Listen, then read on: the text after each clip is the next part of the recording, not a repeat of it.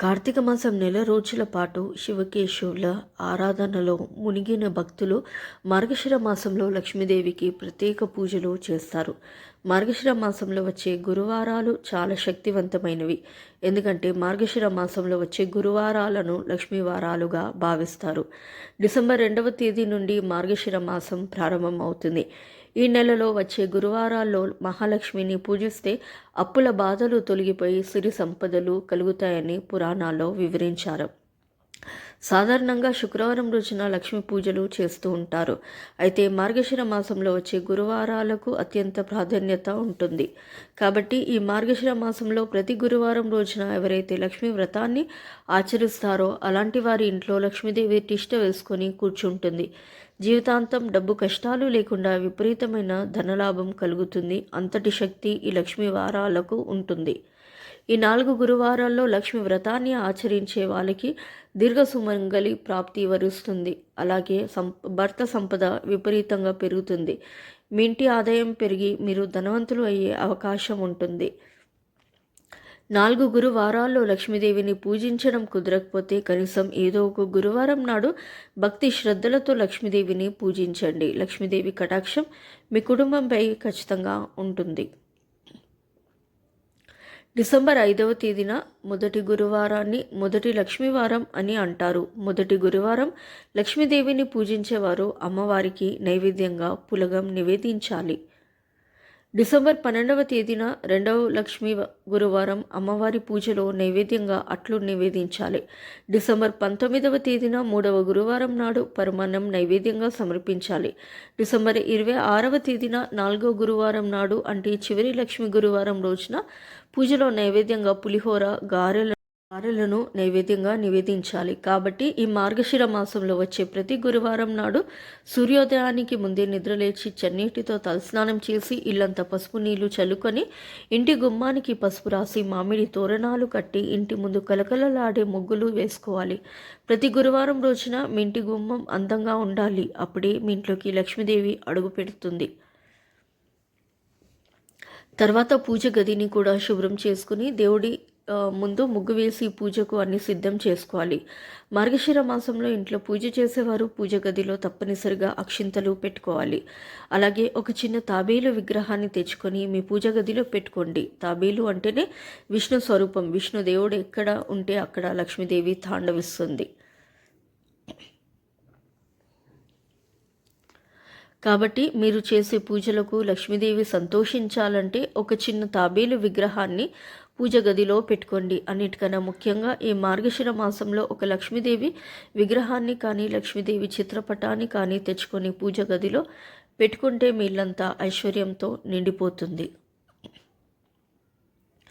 ఈ మార్గశిర మాసంలో ఎవరైతే లక్ష్మీదేవి విగ్రహాన్ని తెచ్చుకుంటారో అలాంటి ఇళ్లలో ఖచ్చితంగా లక్ష్మీదేవి తిరుగుతూ ఉంటుంది. ఇంట్లో ఎలాంటి డబ్బు కష్టాలు లేకుండా కుటుంబం అంతా సుఖ సంతోషాలతో జీవిస్తారు. ఇక లక్ష్మీ పూజను ప్రారంభించే ముందు తొలి పూజ గణపతికి చేయాలి. ఒక పసుపు గణపతిని తయారు చేసి లక్ష్మీదేవి పటం ముందు పసుపు గణపతిని ప్రతిష్ఠించి గణపతి మీద పసుపు కుంకుమలు వేసి గణపతికి పుష్పాలు సమర్పించాలి. ఇలా గణపతి పూజ పూర్తి చేసిన తర్వాత లక్ష్మీ పటాన్ని గులాబీ పూలతో అలంకరించుకోవాలి. ఎర్ర గులాబీ పూలు అంటే లక్ష్మీదేవికి చాలా ఇష్టమైన పూలు. కాబట్టి ఎర్ర గులాబీలతో లక్ష్మీదేవిని పూజిస్తే డబ్బు కష్టాలన్నీ తొలగిపోతాయి. ఇలా అమ్మవారిని అలంకరించుకొని లక్ష్మీదేవి పటం ముందు దీపారాధన చేయాలి.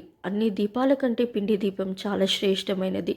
లక్ష్మీ పూజలో పిండి దీపాలు వెలిగిస్తే అంతులేని ఐశ్వర్యం కలుగుతుంది. కాబట్టి బియ్యం పిండితో ఒక పిండి ప్రమిదను తయారు చేసి దీపానికి కుంకుమ బొట్లు పెట్టి పిండి ప్రమిదలో ఆవు నెయ్యితో దీపం వెలిగించాలి. ఇలా పిండి దీపం వెలిగించిన తర్వాత ముందుగా దీపానికి నమస్కారం చేసుకోవాలి. అమ్మవారికి ప్రీతికరమైన నైవేద్యం సమర్పించాలి. ధూపదీప నైవేద్యాలతో అమ్మవారిని పూజించాలి. చివరిగా లక్ష్మీదేవికి హారతినిచ్చి శ్రీ లక్ష్మీదేవికి నమస్కారం చేసుకొని 5 ప్రదక్షిణాలు చేసి తలపై అక్షింతలు వేసుకొని పూజలను ముగించుకోవాలి. ఈ గురువారాల్లో అమ్మవారిని పూజించేవారు శ్రీ మహాలక్ష్మి అష్టోత్తరం లేదా కనకదార స్తోత్రం జపించవచ్చు. ఇలా ఈ 4 గురువారాలు లక్ష్మీదేవిని పూజించి ఆఖరి గురువారం 5 ముత్తైదువులను ఆహ్వానించి తాంబూలం సమర్పించి ఆశీర్వాదం తీసుకోవాలి. ఈ మార్గశిర మాసంలో లక్ష్మీదేవిని పూజించే స్త్రీలు గురువారంలో అత్యంత సూచిగా ఉండాలి. గురువారం రోజున తలకు నూనె రాయకూడదు. అలాగే తల దువ్వుకోవడం, జుట్టుకు చిక్కులు తీసుకోవడం చేయకూడదు. తలకు ముడి వేసుకొని ఉండాలి. అలాగే మధ్యాహ్నం సమయంలో అస్సలు నిద్రపోరాదు. మీ జీవితంలో ఉన్న కష్టాలన్నీ త్వరగా తొలగిపోవాలంటే ఈ మార్గశిర మాసంలో కనీసం ఒక్కసారైనా సరే నది స్నానానికి వెళ్ళాలి. నది స్నానం చేయలేని వారు స్నానం చేసే నీటిలో కొంచెం గంగాజలం వేసుకొని స్నానం చేస్తే మీ జీవితంలో ఉన్న కష్టాలన్నీ తొలగిపోతాయి. ముఖ్యంగా ఈ మార్గశిర మాసంలో ప్రతిరోజు ఉదయం స్నానం చేసిన తర్వాత ఓం నమో భగవతే నారాయణాయ నమః అనే మంత్రాన్ని 12 సార్లు జపిస్తే జాతక దోషాలన్నీ తొలగిపోయి సుఖ సంతోషమైన జీవితం లభిస్తుంది. ఈ మార్గశిర మాసంలోని గోపికలు శ్రీకృష్ణుడిని భర్తగా పొందారట.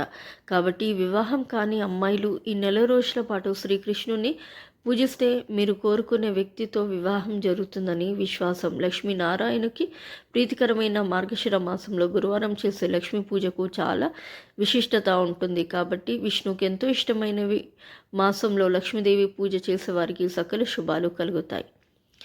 ఈ వీడియో కనుక మీకు నచ్చినట్లయితే ప్లీజ్ లైక్ చేసి మీ ఫ్రెండ్స్కి షేర్ చేయండి. అలాగే మా కొత్త వీడియోస్ మీకు వెంటనే చేరాలంటే మా ఛానల్ని సబ్స్క్రైబ్ చేసుకుని పక్కన ఉన్న బెల్ ఐకాన్ని ప్రెస్ చేయండి. ధన్యవాదములు. సో ఇదండి వాటి వీడియో. రేపటి వీడియోలో మళ్ళీ కలుస్తాను. అంతవరకు సెలవు. నమస్కారము. సర్వే జన సుఖినో భవంతు. Please to like, share and subscribe to my channel.